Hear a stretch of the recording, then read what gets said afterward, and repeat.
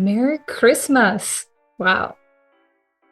A full year of recording episodes for you guys. Thank you so much for listening and leaving me feedback and just coming back. Our numbers keep increasing. And as I am closing the year, looking at my numbers, I am just so grateful and thankful to all of you listening and sharing this podcast with other people. Thank you so much. So I am reviewing my year. I'm going to share with you about 8 lessons I've learned.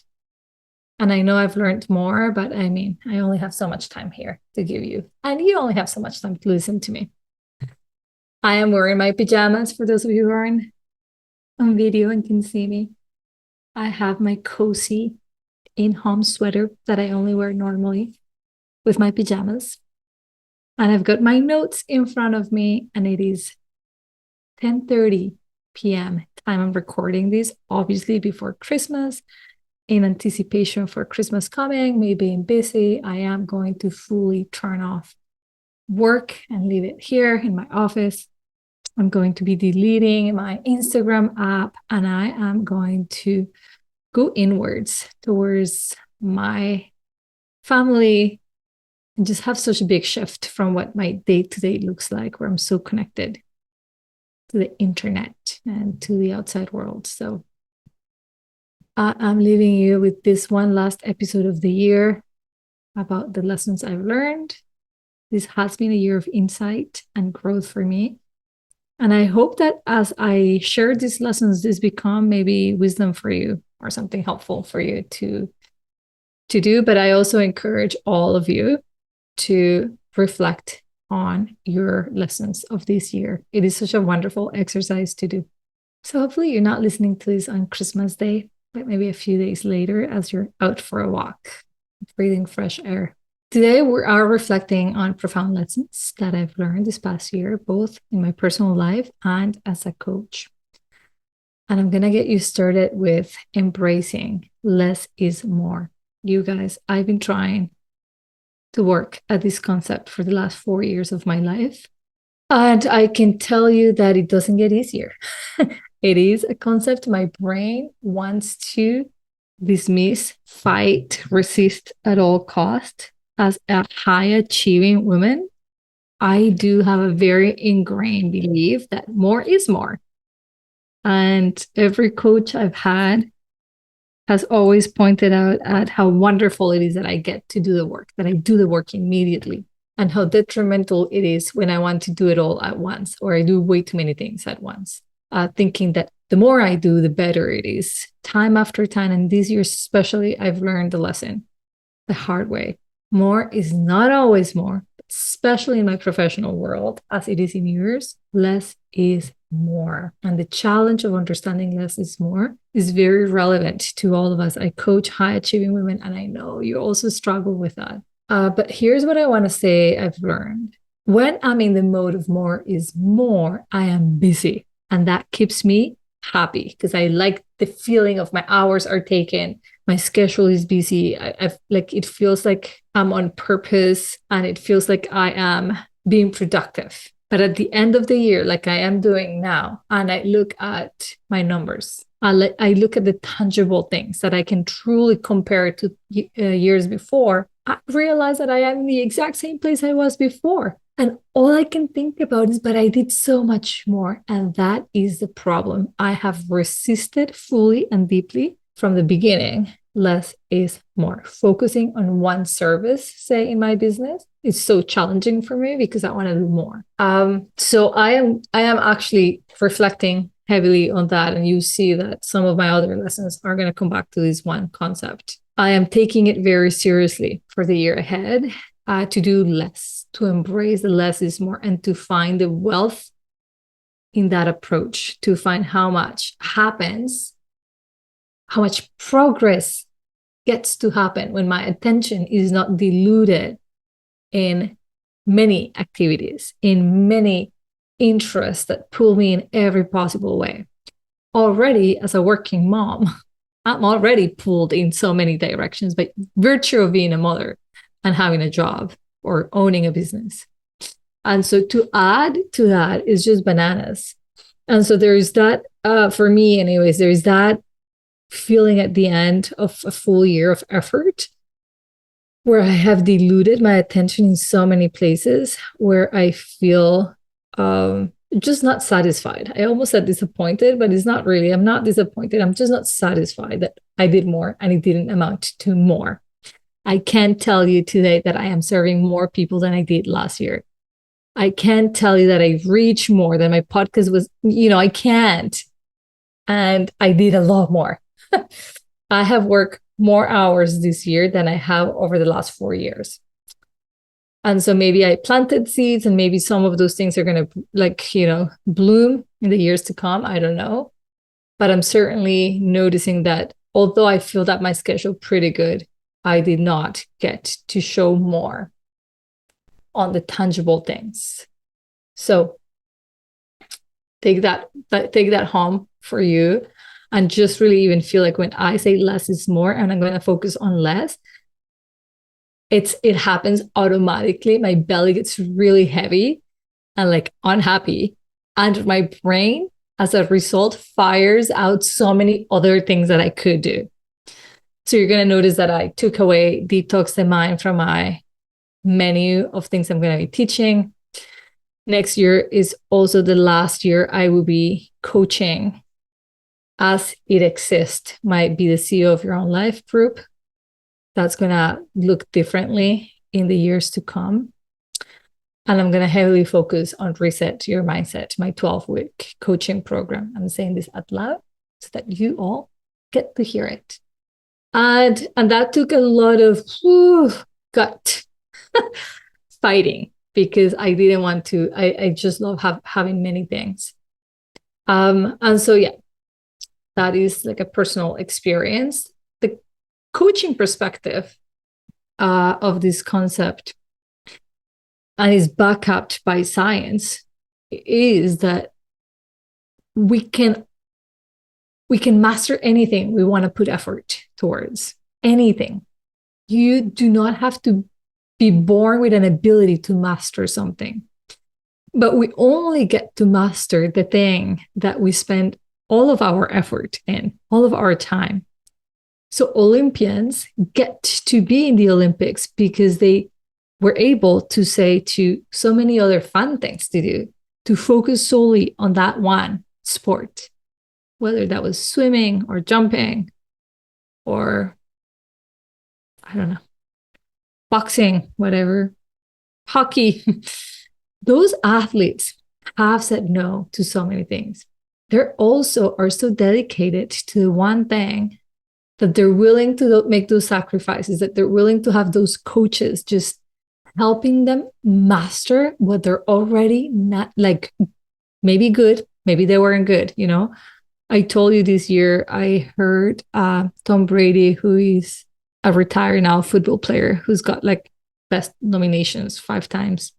Oh my God, it's late. I'm trying to think about what the name of their cup is in NFL, and I can't think in national football, and I can't think, but he's won more than anybody else. He retired at the age of like 43 as a top athlete. And his story just stuck with me because he talked about not having any natural ability. He worked so hard to be an average football player. And beyond that, to master it, and mastering it, he did, right? And so I just want to leave you with that perspective. In coaching, we believe that you can master anything. You don't have to be born good at math to become a very good mathematician. It's going to take you a lot of effort and a lot of time. And you're going to want to choose that's the hard that you're choosing to master that, and that you're going to have to say no to many other things to dedicate yourself to that. And that's what coaches are for, like I am definitely heavily utilizing my coach next year to help me stay focused on the thing that I want to grow massively versus all the things that I want to grow massively. So you see a bit of a shift. And I'm also in less is more. Less for me also allows me to think about delegation, which I'm excited about. We'll have coaches coming into Olga's Way coaching services to coach on their own expertise. So there's going to be more people who can come and do the coaching. Doesn't have to necessarily be coming from me, which is going to be so helpful for the community. So how could you interpret that concept of less is more? How could that apply to you? Where will all your efforts be better utilized if you just stop diluting your attention? What are you going to have to say no to? That's when I start getting itchy. And leads me nicely onto my next lesson. I never noticed, friends, how common it is for us humans to be afraid of being bored. And so overcoming the fear of boredom has been a lesson for me. Why would I think less is more is difficult? Because my brain will want to say that if I focus on coaching one program and one program only, that I'll get bored. And boredom is a significant obstacle to happiness and to focus. Not boredom on its own, but the fear of boredom.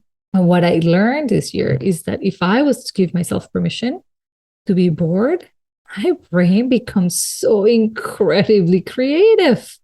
So there is a gift behind boredom, which is creativity.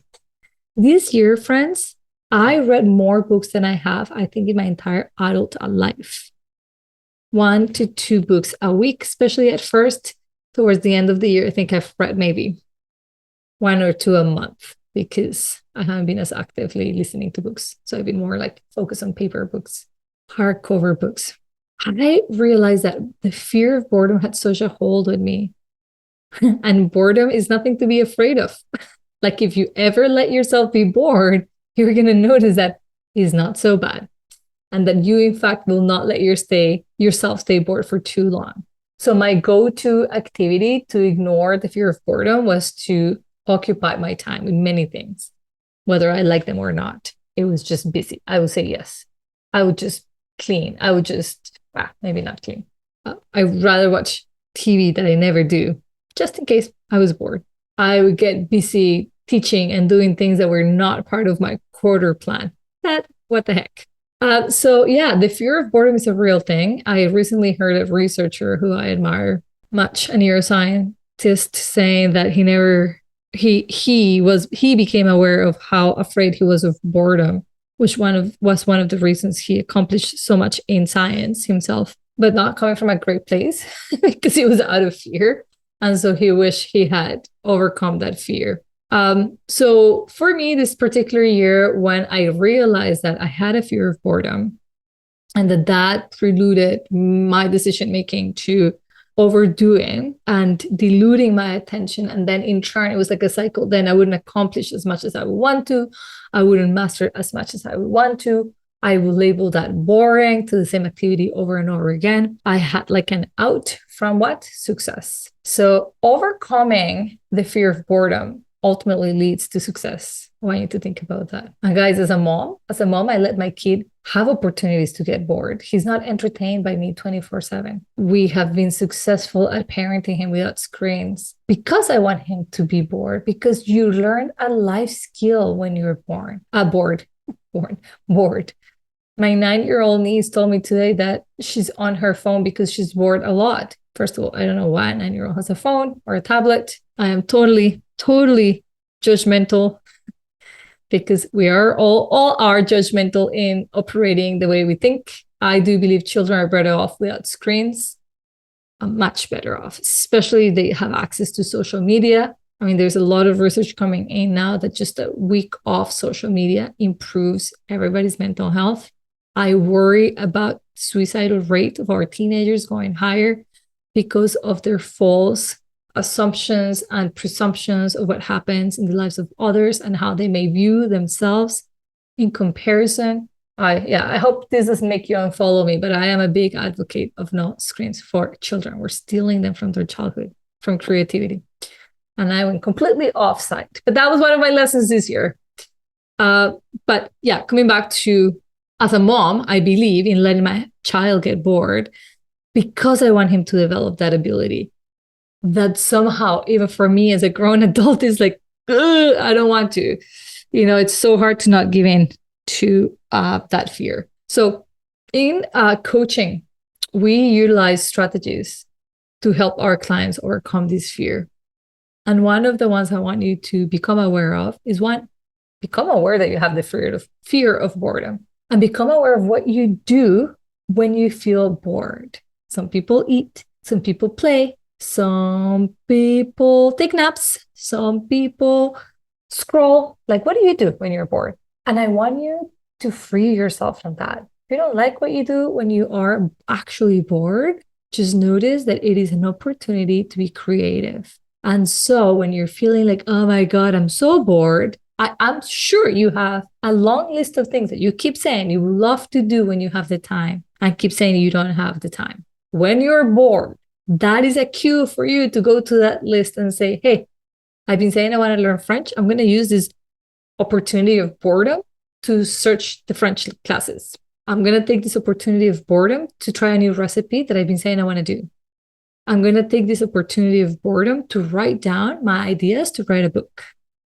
Whatever it is that you're saying and postponing.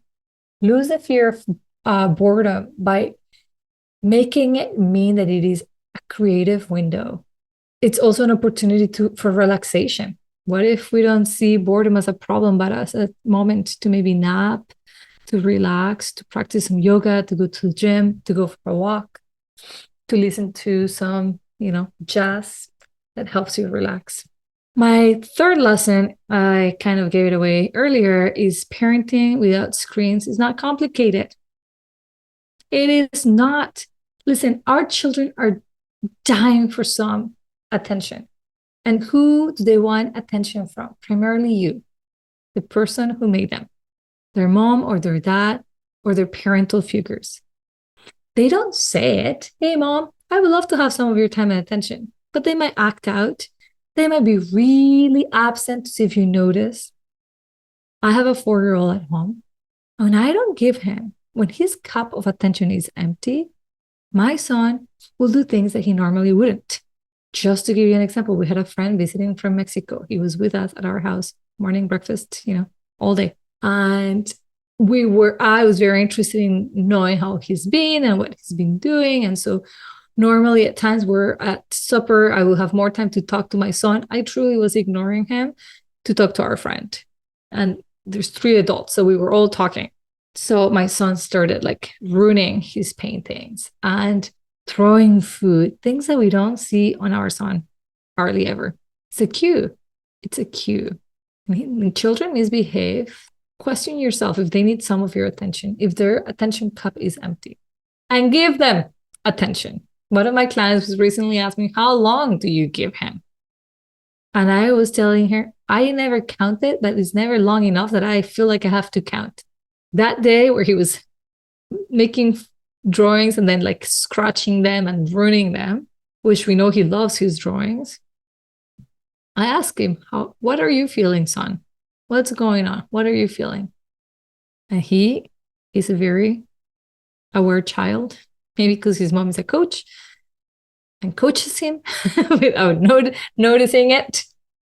He said to me, I want to talk to you. I want you to talk to me. And so all the adults, we noticed, and I said, okay, my son needs some of my me time. I excused myself from our friend and said, I'll talk to you later because my son goes to bed early. So yes, I'm going to spend some time. I read him a book. I might have built a Lego with him. He was fine. I could come back to the table and talk to my friend. My son was fine. So most of our children are starving for our attention. We ourselves are on screens. I know it's hypocritical of us. I definitely don't want him on a screen, but I am often on my own phone scrolling when I'm with him. I am aware of that. I do not use that as a reason to feel guilty. That is useless. But I do believe from the bottom of my heart that it is in my child's best interest to have less stimulation of his brain that comes from video and fast-paced interactions. I'm also concerned about the messaging that many of our TV programs supposedly for children have. And so that's something that I've been doing when we do watch TV, which we do. That is the screen we use, is TV. There are classic movies that I watched before and or movies that I watch and I have deemed appropriate. I never let my child unattended on the TV, letting the TV teach him things that will confuse him, will make him think that some things are normal when they aren't. I want to know what information is being fed to my child. And I want to be there to either clarify for him or give him my version of that. Because I am his mother, and that is my job. My job is to educate my child whose brain is not even close to being fully developed. Give him appropriate information. So, parenting without screens, what have we done? I have bought him games that are fun and entertaining to do at, say, outings and restaurants. This is when it's mostly tempting to give him a screen when we are out with other people or just the three of us and we want to talk and he's in it. So either we leave him with a babysitter and we just go as adults and that's fair to him and to us, or we bring games. And if you don't have games, we've also developed this game that he loves where we all think of an animal and we describe it and somebody in the table has to guess what animal that was. We recently went to his school for a parent-teacher interview, and they told us that it was impressive to see how much time he could spend on giving his dedicated attention to an activity. And also, it was fun for them to see that my son would choose over and over and over again the same activities. Like he didn't find them boring. And in fact, that allowed him to learn at a deeper level. So if he liked the maps, he would first start just by noticing the different colors of the maps. And then he actually learned the different continents. And then he learned the animals that live in these continents. And now he's writing the names of the continents. And that is a result of him not finding one activity boring and needing another one. He's just kept on with the same activity, finding it more interesting and finding what else was interesting about that same activity. So when they were saying that to us in some sort of like, with curiosity, I was explaining to them that our son does not play with screens. And they were saying, well, that makes a massive difference. And it is fun to see. And they were like, please tell all the other parents. And I'm like, okay, I'll say that in my podcast. So here it is. It is possible. Now, moms and dads, I know why we do the screening to our children. It is a break for ourselves, clearly. It is easy parenting. And sometimes we just need something to give us a break. Just be mindful of how long you're letting your child be on a screen. Who else is educating your children's brains? What messaging are you allowing for your child to see over and over and over again until it becomes normal? Just notice how much of your attention you're actually giving to your kid. Is it making supper and making sure that their clothes are up to date and that you have the perfect Instagram photo? Is not refilling their cup of attention. You give them 5 minutes of your attention and they're not needy anymore. They feel full. Just like I'm sure you do with your partner. You know, if you and your husband have a great supper, you don't need to be necessarily the rest of the night just talking. Maybe that was enough. Your cup is full. You get to be independent after. So that has been one of the greatest lessons because we did give him the phone when he was 3, sometimes at restaurants. And we started noticing the tantrums that he was having when we removed the screen, the cell phones or the tablet, especially when it came to YouTube videos. There's something about YouTube videos. The tantrums were insane, much more than when he's watching Disney Plus or Netflix. So I've made adjustments based on that, and I'm happy with what I'm seeing. Okay, another lesson. I've talked about this before, but this year, this was so clear in my head. The importance of a morning routine. No morning routine for me personally equals a collapse in my mental health and my well-being. That is it. I will reset my husband and my child when I stop taking my morning routines. When I'm like, oh, mama needs to sleep. I'm going to prioritize sleep this week and the week after and the week after. What happens is then I have zero time for myself and by myself, or very little, that I have to then struggle to find it. When I start my day taking care of myself, I am so energized. I'm so happy. And I've got extended energy to give.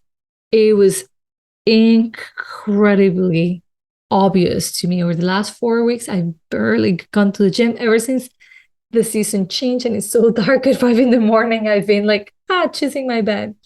And that seemed like fine, but that became a habit. And what also became a habit is how often I was just losing my mind with my husband over little things and how neglected I was feeling. For moms specifically and people with heavy, busy jobs, I encourage a morning routine for a simple reason.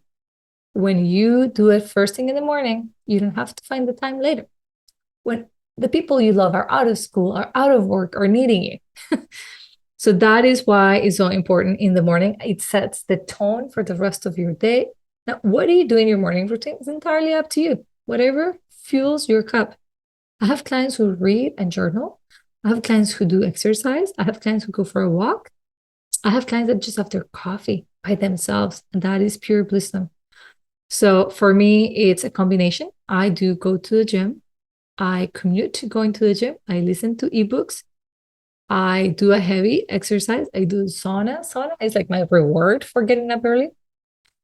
And I meditate in the sauna. So I do some personal development by listening to books. I exercise and then I get quiet time. Love it.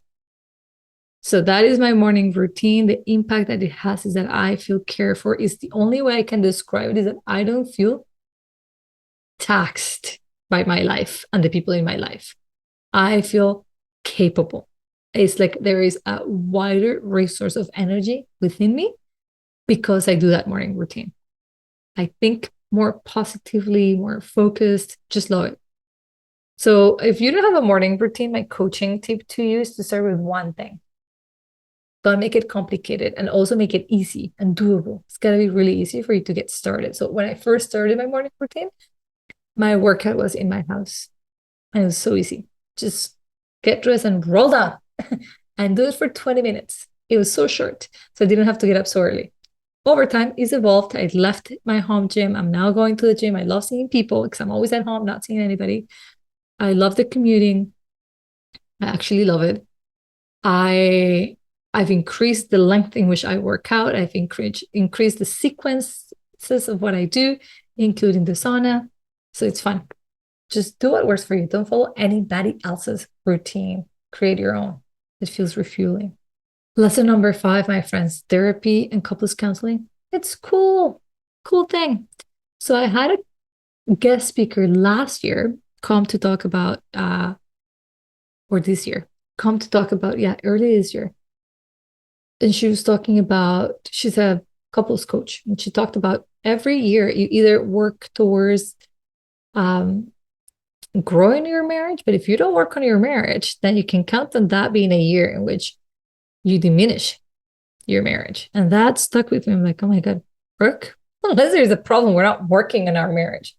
So you bet I hired a couples therapist and it's been fun. We see her twice a month, sometimes once a month. And it is such a great space for Chris and I to connect differently, to iron out things that are harder to do in our own person, to change dynamics of communication that are so ingrained in this, almost 10-year relationship. It's been not always fun, but really helpful to the two of us. And I've seen our connection increase just when you think like we're good. Well, you could be even better. So I highly recommend it. And the same goes for my own therapy. I have done therapy in the past. Obviously, I've overcome severe trauma, and therapy was fundamental for me. But I kind of lost a bit of passion for therapy. I have kept having a coach, mostly a business coach, but inevitably in business, you get to deal with your personal, things as well. And this year, one of my good friends has a therapist that she talks highly about, and she does a specific type of therapy called brief therapy, which is very similar to coaching. Nothing about the past. It's just brief. It's intended to be brief. So it's like present and future as well, but do have therapeutic tools. Anyways, I hired this woman. She's in Spain. Goes to show, the people don't have to be in your same space. I like that type of therapy. I found somebody. She happens to be in Spain. She happens to speak Spanish, which is awesome. And I meet her once a month and I absolutely love it. I talk to her about things that I don't talk to my coaches or to our couples counseling or to my husband or my friend. It's like there is a person in this world who I can be emotional or crazy or rational, something that I am not sharing with anybody else. And that's the person. I do believe that over time we get to think that our spouses, especially those of us who are in a relationship, tend to be our best friends and our lovers and our therapists and our um, co-parents, and just we put so many freaking hats on one human. And having this person all along just for me and whatever I want to work on has been so much fun. And the frequency is once a month. So it's obviously, I don't need therapy. Therapy is something that you do go to when you need it, when you're struggling, when you want to be working through something. She was like, well, I don't understand what you want to see me. I'm like, because I want to. And I have been enjoying that process for sure. So I'm here to encourage you to look into coaching. I want to say here as a coaching viewpoint that it is so complementary to coaching to have a therapist if you need it and if you want it. And or if you want a coach who's also a therapist, hire me. I can do both things for you. And you will love it. Your mind will love it. Point number 6 or lesson number 6 is that this one came heavily, like I don't know, I cannot not see it. You guys know coaching is not an industry that is regulated. What does that mean? Although we can be licensed and certified, not everybody chooses to do that. And because it's not a trait yet that it is regulated, mandatory globally, anybody can call themselves a coach. And everybody calls themselves a coach, whether they have training or not. And it is concerning. So I wanted to take a moment here to talk about that. Not everybody is a certified coach, but they're calling themselves coaches and they want you to hire them as their coaches. And sometimes they are teachers and they're just teaching you how they do things and they expect you to follow their lead exactly as is. And sometimes they're mentors and they're just, giving you a lot of advice.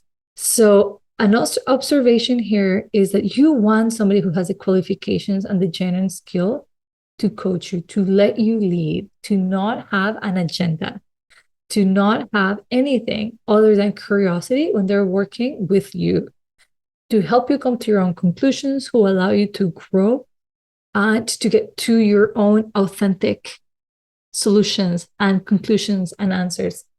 So as much as I love this profession of coaching, I did want to make sure that I said it here. I've said it a bit in my social media, and I have dear friends of mine who call themselves coaches, and they're not coaching.